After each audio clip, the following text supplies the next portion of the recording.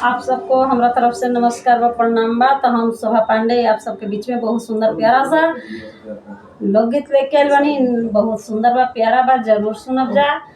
और कैसन लागल हमार गीत कमेंट में लिख के बताइब जा।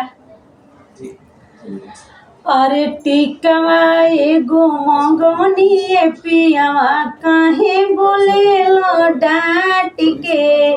टिकवा एगो मंगवनी पियावा काहे बोलेलो डांट के।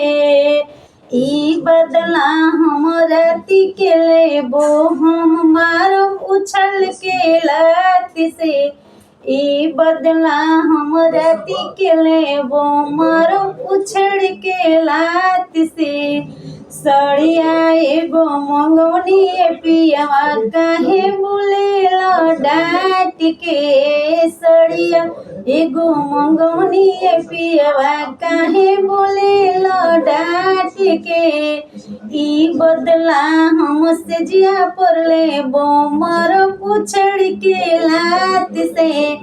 ई बदला हमसे जिया पर लेबो मारब उछल के लात से। चूड़िया एगो मंगवनी पियावा काहे बोलेला डांट के।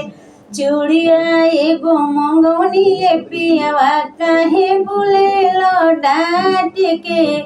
ई बदला हम रूम में लेबो मारब उछल के लात से।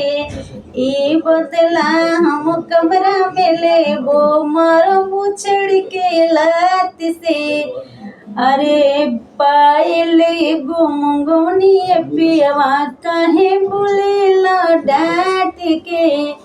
पैजनिया एगो मंगवनी पियावा काहे बोलेला डांट के।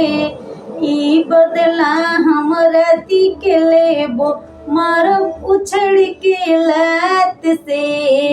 ई बदला हमसे जिया पर लेबो मारब उछल के लात से।